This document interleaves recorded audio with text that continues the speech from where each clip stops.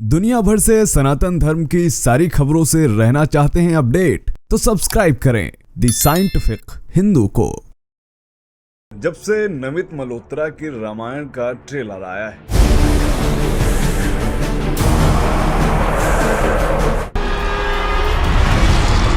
तब से तमाम तरह की बातें की जा रही हैं। कई लोग कह रहे हैं कि ये वाल्मीकि रामायण से प्रेरित है, कई लोग कह रहे हैं कि तुलसीदास की रामायण एकदम अलग है।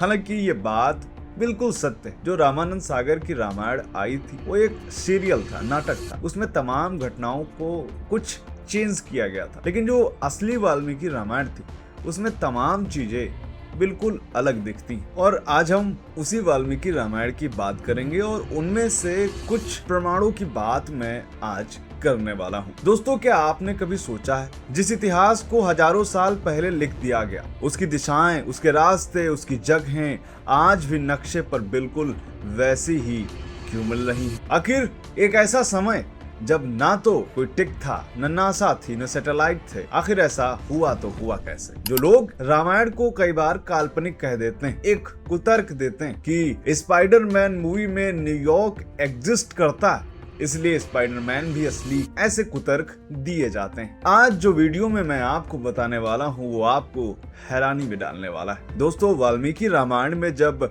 रावण सीता माता का हरण करके ले जाता है तो एक दिशा का जिक्र आता है, सिर्फ एक शब्द। लेकिन जब हम उस शब्द को आज के जीपीएस, आज के अक्षांश देशांतर या जिसे लैटिट्यूड लॉन्गिट्यूड कहते हैं, उससे मिलाते हैं तो जो तस्वीर बनती है वो रोंगटे खड़ी कर देती। आज मैं आपको उस यात्रा पर ले जाने वाला हूँ, पंचवटी से लंका तक। और रास्ते में आपको मिलेंगे कम से कम 15 ऐसे प्रमाण जो बताते हैं कि ये सिर्फ एक कहानी नहीं बल्कि भूगोल और परंपरा का एक अद्भुत संगम है जो आज के विज्ञान को भी चुनौती देता है। स्वागत है आपका द साइंटिफिक हिंदू पर। मेरा नाम है धीरेन्द्र।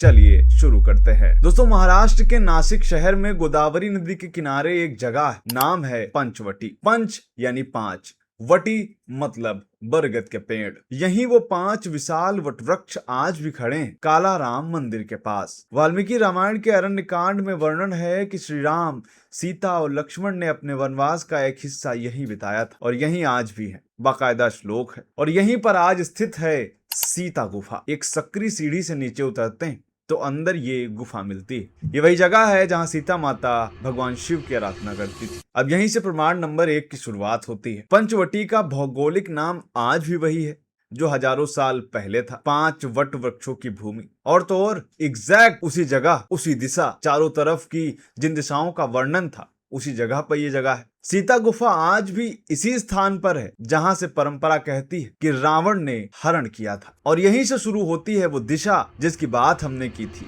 दक्षिण दिशा। वाल्मीकि रामायण में क्लियरली लिखा है कि रावण माता सीता को लेकर पुष्पक विमान में दक्षिण दिशा की ओर उड़ता है। ये वो श्लोक है, आप पढ़ सकते हैं। अब जरा सोचिए, नासिक की इस जगह से श्रीलंका एग्जैक्ट उधर ही है। अब जरा सोचिए, नासिक की अक्षांश रेखा है लगभग 20 डिग्री उत्तर और श्रीलंका है सिर्फ 6-7 डिग्री उत्तर पर, यानी भारत के सबसे दक्षिणी छोर से भी आगे समुद्र में। अब हम वाल्मीकि जी की बात मानते हैं और नासिक से सीधे दक्षिण दिशा की ओर एक रेखा खींच देते हैं। और ये रेखा कोई पूर्व नहीं, कोई पश्चिम नहीं, बल्कि सीधे दक्षिण की ओर, जिसका वर्णन वाल्मीकि जी करते हैं। और ये सीधे श्रीलंका की ओर जाती है। यानी नासिक से जो हम दक्षिण दिशा की ओर रेखा खींचते हैं, ये सीधे श्रीलंका जा रही। ध्यान रहे, उस समय कोई गूगल मैप नहीं था जो मार्क कर दिया और चीजें आ गई। यह शुद्ध इतिहास था हमारा, क्योंकि ये कोई कहानी नहीं थी, इतिहास था। और इतिहास कभी झूठा नहीं होता। रास्ते में जटायु ने रावण को रोकने की कोशिश की थी। दोनों के बीच में भीषण युद्ध हुआ था। जटायु घायल होकर गिरते हैं। और यहीं पर एक और दिलचस्प बात आती है। महाराष्ट्र के लातूर जिले में आज भी एक जगह है जिसे जटायु भूमि कहा जाता है। और वाल्मीकि रामायण में भी ऐसा वर्णन है कि इसी बीच में जटायु का युद्ध हुआ था। अब जहां से हरण किया है, जिस डेस्टिनेशन पे रावण जा रहा है, तो बीच में युद्ध होगा ना।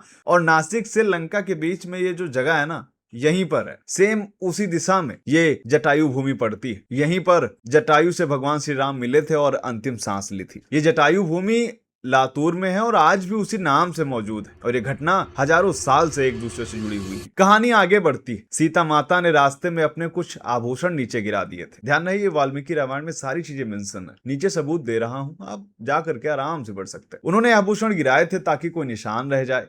ये आभूषण कहाँ गिरे? कर्नाटक के उस क्षेत्र में जिसे आज हम हम्पी के नाम से जानते हैं। और आपको जानकर आश्चर्य होगा कि यहीं पर ऋषिमुख पर्वत आज भी है। यहीं पर सुग्रीव और वानरों की सेना का डेरा था। यही वो क्षेत्र है जिसे रामायण में किष्किंधा कहा गया था। हम्पी में ऋषिमुख पर्वत तो है ही, साथ ही इस जगह को यूनेस्को वर्ल्ड हेरिटेज साइट का भी हिस्सा बनाया गया है। यानी यूनेस्को भी मानता है कि ये जगह एक बहुत बड़े इतिहास से जुड़ी हुई है। हम्पी के पास स्थित एक और भी पहाड़ी है जिसका नाम है अंजनाद्री पहाड़ी। ये हनुमान जी का जन्म स्थान है। ये ठीक उसी क्षेत्र में आता है जिसे उस समय रामायण में किष्किंधा बताया गया था। पास ही में पंपा सरोवर भी है। ये रामायण काल का नाम है दोस्तों। ये वही जगह थी जहाँ पर शबरी माता का आश्रम है। यहीं पर भगवान श्री राम को झूठे बेर खिलाए गए थे। शबरी का यह आश्रम आज भी कर्नाटक के इसी क्षेत्र में है, उसी दिशा में है जो माता सीता के हरण से लेकर लंका तक भगवान श्री राम के जाने तक की जो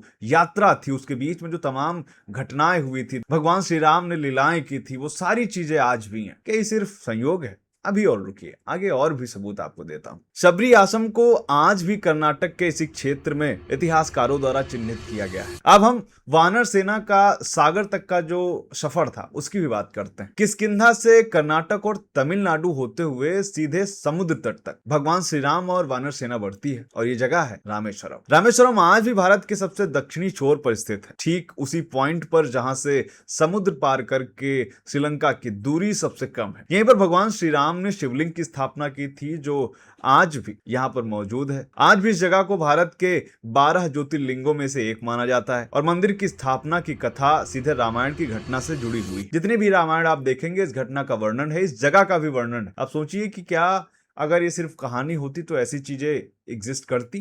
बिल्कुल नहीं। अब हम राम सेतु पर आते हैं। भारत और श्रीलंका के बीच समुद्र में आज भी एक चूने और पत्थर की एक चेन है जिसे गूगल एडम्स ब्रिज कहता है, जिसका मतलब है कि कोई ऐसा व्यक्ति जो सबसे पहले था उसने ये एक पुल बनाया। इसको दुनिया का सबसे पहला मानव निर्मित पुल कहा जाता है। ध्यान रहे, भगवान श्री राम का नाम भी आदि पुरुष है। यह लगभग 48 किलोमीटर लंबी चेन है। आज भी ये सैटेलाइट से दिखती है, आप गूगल से देख सकते हैं।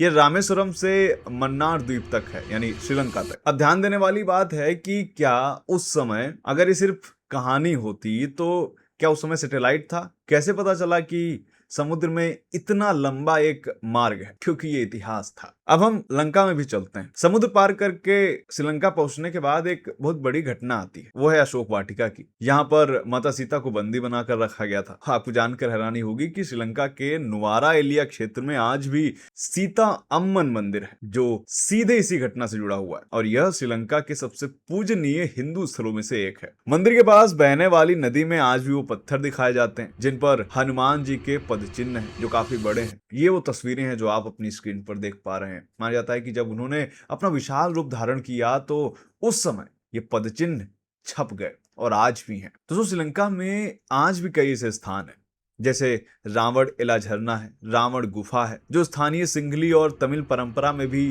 रावण से ही जुड़े जाते हैं और जो श्रीलंका की स्थानीय लोक परंपरा है उसमें भी गहराई से इन घटनाओं का वर्णन किया जाता है। तो जरा सोचिए कि पंचवटी से किष्किंधा, किष्किंधा से रामेश्वरम, रामेश्वरम से लंका, हर एक पड़ाव, हर एक जगह आज भी नक्शे पर मौजूद है। नाम बदले जा सकते हैं, क्या दिशाएं भी।